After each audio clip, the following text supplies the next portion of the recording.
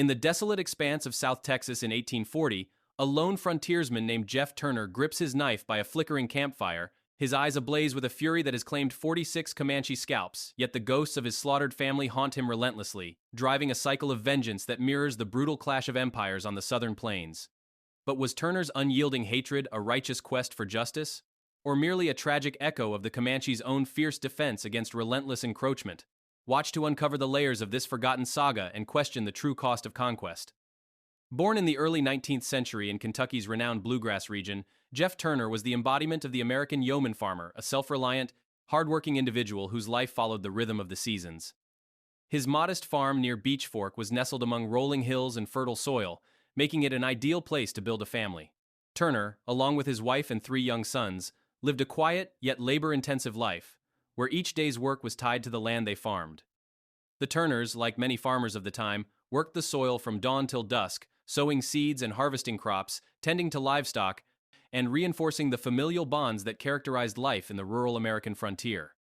But as the 1830s unfolded, the life Turner had worked so hard to build began to feel increasingly limited. Kentucky, though rich in resources and fertile land, had already begun to show the cracks of an economy in transition. The Industrial Revolution was in full swing in the Northeast, drawing away laborers and shifting the economic landscape. Turner, aware that the opportunities for prosperity in Kentucky were dwindling, longed for a chance at something more. His moment came in the form of a chance encounter with a traveler passing through his farm. The traveler spoke with vivid enthusiasm about the lands to the south, describing a vast and untamed wilderness, Texas. He spoke of fertile valleys, rivers teeming with fish, forests full of game, and open land just waiting for those brave enough to claim it. The traveler described a place where men could stake a claim, build a farm, and potentially amass great wealth. In comparison to the constricted and fading prospects of Kentucky, Texas seemed like a new frontier of endless possibilities. This encounter ignited something in Turner, a sense of ambition and restlessness.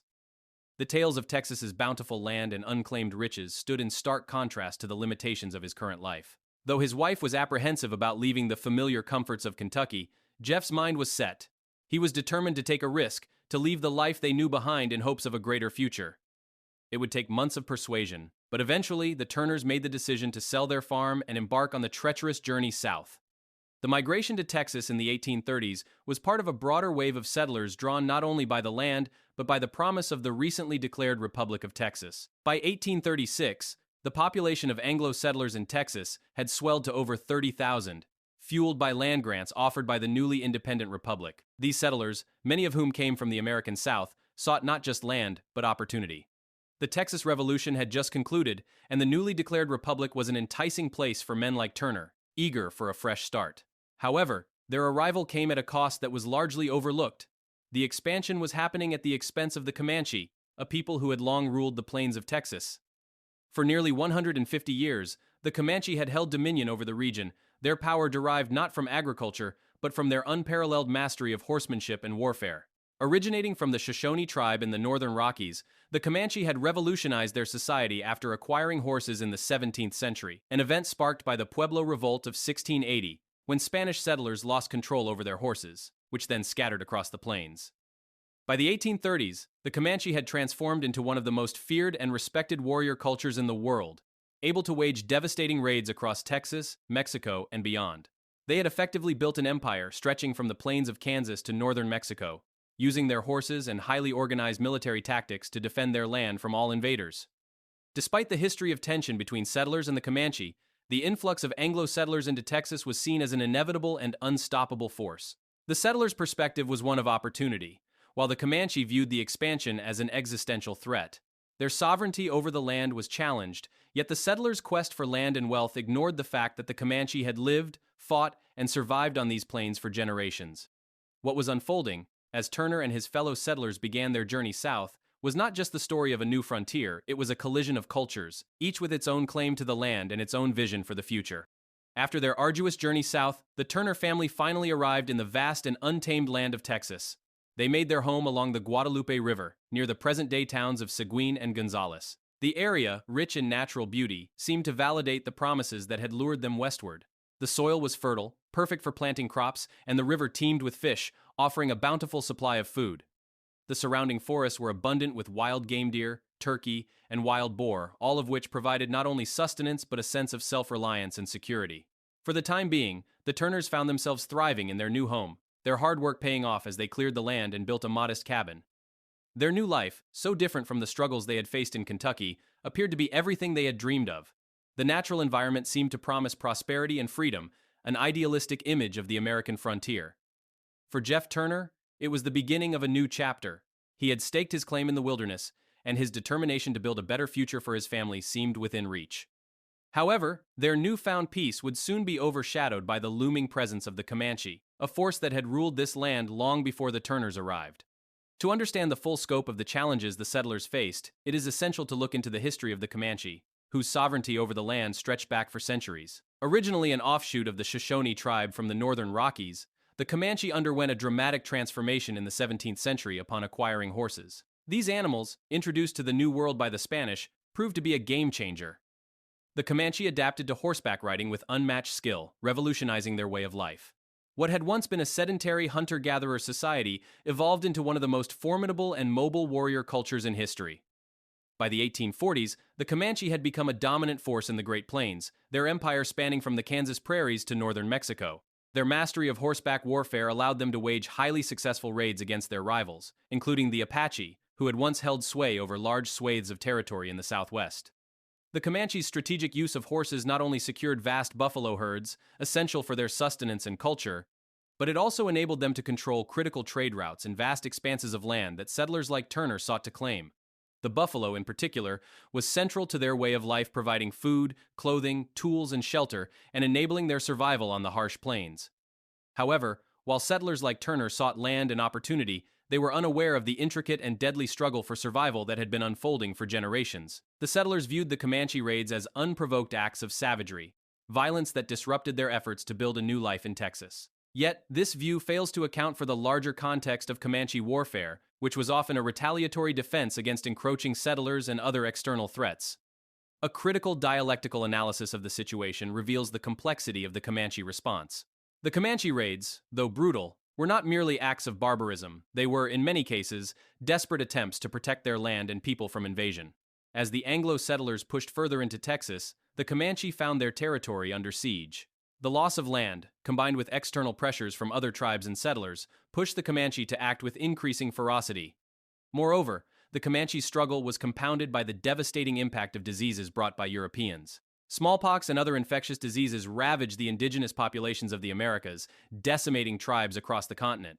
Historical records indicate that the Comanche population, which was estimated to be around 20,000 in the 1780s, had been reduced to fewer than 10,000 by the 1840s. This catastrophic loss, driven largely by the unchecked spread of diseases, only served to heighten their desperation to defend what remained of their land and way of life. Thus, what the settlers viewed as unprovoked attacks were, in many cases, the desperate actions of a people fighting for survival, struggling to hold on to their land and culture in the face of relentless encroachment. The raids in this light can be seen not as acts of mindless violence, but as a response to the existential threat posed by the settlers who sought to take what had been Comanche land for centuries. In the late 1830s, during an unspecified year, Jeff Turner set out on a hunt, as he had done many times before. It was an ordinary morning one that promised to be no different than any other. The early light of dawn bathed the land in a soft glow, and the air was cool with the promise of a fruitful day in the wilds of Texas. As he left his modest cabin by the Guadalupe River, his 3 sons played near the stream, their laughter filling the air as they chased each other through the tall grasses. His wife tended to the garden beside the cabin, humming a tune that echoed through the peaceful scene. For a moment, it seemed as though the Turner family had truly found a paradise, a new life free from the worries of their former existence in Kentucky. But that morning would not end in peace. As Turner ventured deeper into the woods, the tranquil sounds of the river and the distant calls of birds were abruptly shattered by the sound of gunfire. The sharp, violent crack of rifles echoed through the air, followed by the unmistakable screams of his wife and children. Panic surged through him as he dropped his rifle and sprinted back to the cabin, his heart pounding in his chest. When Turner arrived, he found a scene of unspeakable horror. A Comanche raiding party, their faces painted with war symbols and their expressions cold with intent, had attacked his family in a savage assault. His wife and 3 young sons had been brutally slain, their bodies mutilated, their scalps removed in the chilling ritual of the Comanche. The devastation was unimaginable. His children, who had been full of life only hours before, lay lifeless, their bodies torn apart by violence. His wife, too, had fought to the end, her body sprawled protectively over her youngest son, trying in vain to shield him from the onslaught. In that moment, Turner was consumed by grief and rage. With a heart full of sorrow and a mind clouded by madness, he grabbed his rifle and charged toward the attackers. His actions were wild and uncontrolled, driven by the rawest of human emotions. Turner shot down several of the raiders with his rifle, and when his ammunition ran dry, he drew his knife and fought hand to hand, cutting and slashing with a fury that defied reason. But even his rage could not stop the Comanche, who, seeing their leader fall, retaliated swiftly. Turner was finally struck by a volley of rifle shots. His body crumpled to the ground, the weight of his grief, fury, and wounds overwhelming him. The Comanche, their mission complete, began to retreat into the wilderness, leaving Turner for dead in the blood-soaked dirt. It was hours before neighbors, alerted by the sounds of gunfire, arrived at the scene. They found Turner, barely alive, lying among the bodies of his family. His breath was shallow, and his body was covered in blood, a gruesome testament to the battle he had fought. The neighbors managed to carry him back to their homesteads, where he was nursed back to health, though his recovery was slow and fraught with feverish delirium. For weeks, Turner hovered between life and death, his mind consumed by the horrific images of his family's slaughter. When he finally regained consciousness, the physical wounds had healed, but the psychological scars were far deeper. He was no longer the man he had been. The peaceful farmer who had once dreamed of a prosperous life in Texas had been replaced by a man consumed by vengeance. His family was gone, and with them, any semblance of normalcy. He abandoned all ties to society, retreating into the wilderness to pursue his one goal: revenge. Turner's transformation was not just physical but psychological. He became a man obsessed, a solitary figure who roamed the plains of Texas, hunting down Comanche warriors and taking their scalps as trophies of his bloodthirsty campaign. His actions earned him a reputation among settlers. He was both feared and revered. To some, he was a hero, avenging the brutal murders of his family. To others, he was a terrifying figure, a man consumed by hatred and violence, a living reminder of the price of vengeance.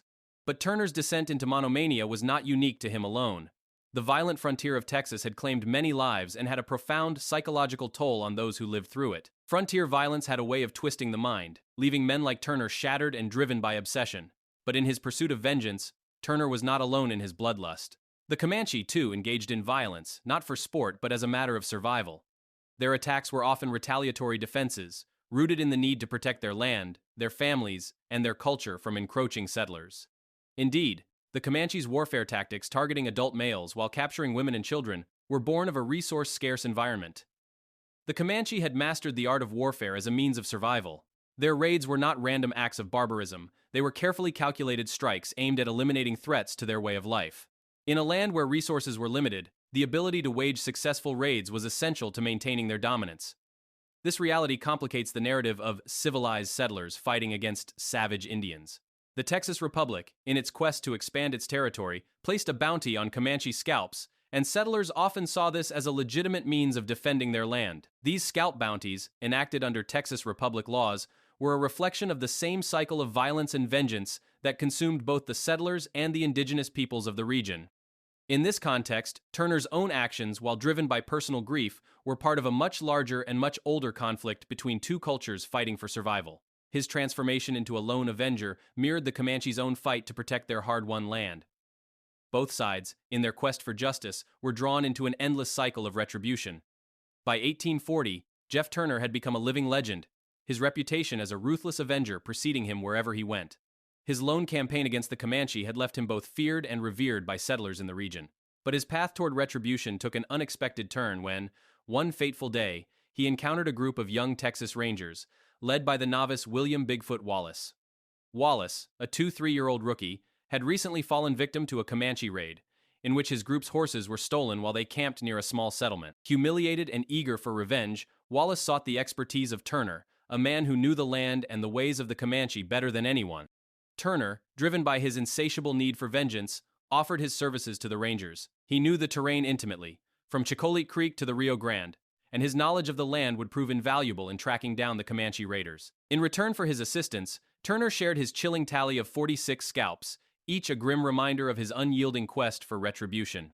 To the Rangers, Turner's willingness to join their mission was both a blessing and a curse. His reputation as a fierce and vengeful man instilled both awe and fear among the inexperienced young men. The Rangers, a group of about a dozen, were unseasoned in combat against the Comanche. They had heard the stories of the tribe's legendary horsemanship and brutality, but most had little first-hand experience with the violence of the frontier. Wallace, though a rising star among the Rangers, was himself green, still learning the intricacies of the battlefield. In Turner, the Rangers saw a man whose ruthlessness could match that of the Comanche, and his expertise would lead them on a hunt that would change them all. The pursuit of the raiding Comanche was a test of endurance and skill, but it culminated in a fateful encounter one dusk evening. As the Rangers and Turner tracked the raiders through the rugged terrain, they finally came upon a Comanche camp, a quiet and unsuspecting target. The Comanche, likely numbering about the same as the Rangers, were caught off guard by the swift and coordinated assault. Turner, with his methodical precision, led the charge, his eyes cold with purpose as he moved through the chaos of gunfire and shouting. What followed was a scene of harrowing violence. As bullets rang out and the Rangers engaged the enemy, Turner remained eerily composed. He moved through the fray like a ghost, his knife flashing with deadly efficiency as he scalped fallen Comanche warriors, his movements practiced and precise. The Rangers, in awe of his calmness amidst the carnage, could barely keep up with his relentless pace. He was both predator and avenger, striking with cold fury, each scalp adding to his grim collection. In the heat of battle, one Comanche warrior endured a brutal onslaught. Despite suffering 7 gunshot wounds, the warrior managed to fire one final shot at the Rangers before collapsing in the dust. The irony was stark. This warrior, though mortally wounded, still fought with the fierce resolve of a man defending his life and his people, just as Turner had done for years in pursuit of vengeance for his family. The ambush was a success, with the Rangers reclaiming their stolen horses and securing several casualties among the Comanche. But as the dust settled and the battle came to an end, it became clear that both sides had suffered profound losses. The Rangers, though successful in their mission, had gained an understanding of the true cost of their actions. The Comanche, like Turner, were driven by the brutal logic of survival in a land where every day was a fight for dominance. From a strategic standpoint, the skirmish between the Rangers and the Comanche serves as a microcosm of asymmetrical warfare, a conflict between two forces of roughly equal size but vastly different approaches to combat. The Rangers, with their rifles and military training, had a technological edge over the Comanche, who relied on their unparalleled horsemanship and guerrilla tactics. Yet, despite their advantages, the Rangers were not invincible. They, too, faced the same peril that the Comanche had long endured: the constant threat of death in a land where survival was never guaranteed. The clash of rifles and tomahawks revealed the deep contrast between the two cultures. The Comanche, masters of horseback warfare, had perfected the art of mobility and surprise, striking quickly and retreating before their enemies could retaliate. The Rangers, in contrast, were a newer force, still learning how to navigate the brutal realities of frontier combat. And yet, despite the technological differences, both sides suffered the same toll. Lives lost, families broken, and a cycle of vengeance that would not be easily broken. In many ways, the battle was a reflection of the broader conflict that had defined the relationship between settlers and the indigenous peoples of Texas, a war for survival, fought by two sides with vastly different worldviews, but equally determined to claim their stake in a land that had never truly belonged to either of them. After the battle against the Comanche in 1840, Jeff Turner briefly re-entered the world of the living, offering a rare moment of levity around the campfire. For a brief time, he shared stories with the young Rangers, laughing in a way that surprised them all, as if the weight of his past had momentarily lifted. But this brief reprieve was fleeting. As quickly as it had come, Turner's humanity receded once more into the abyss of vengeance. The laughter died, replaced by an even darker obsession. Turner returned to his solitary existence, continuing his raids against the Comanche, leaving no trace of his actions beyond the grisly scalps that adorned his lodge. But after these raids, Turner began to vanish from the historical record, as if the very land itself had swallowed him up. His name, once known far and wide, faded from the pages of history, and the haunting figure of the vengeful frontiersman became nothing more than a legend. Yet, in 1932, the renowned historian Frank Collinson recounted a conversation with William Bigfoot Wallace, who shared two conflicting versions of Turner's final days. These tales, though compelling, remain shrouded in mystery and speculation. One account suggests that Turner was captured by the Comanche and subjected to a ritual execution. In this version, Turner's heart was removed and consumed in a puha ceremony, a sacred act meant to imbue a Comanche chief's unborn child with the spirit of a warrior. This grisly tale adds a macabre layer to Turner's legend, painting his death as the tragic culmination of a life defined by vengeance. Alternatively, another version of his demise tells a different, equally grim story. In this telling, Turner, while evading pursuers, was bitten by a rattlesnake while hiding in a cave. He succumbed to the poison, dying alone in the desolate wilderness. His companion, a man named Smokey, was reportedly with him in his final hours. Yet his death, too, is lost to history, obscured by time and the shifting sands of legend. Despite the dramatic nature of these tales, neither version can be definitively corroborated by primary sources. These stories are preserved mainly through oral traditions, which, while valuable, carry the weight of myth and folklore. The absence of concrete evidence invites skepticism and raises questions about the nature of frontier legends. The myth-making process is alive in these accounts, amplifying settler victimhood while subtly diminishing the Comanche narrative of resistance and survival. By focusing on Turner's personal tragedy, these stories obscure the broader context of the violence and the desperate defense of a way of life that the Comanche were forced to endure.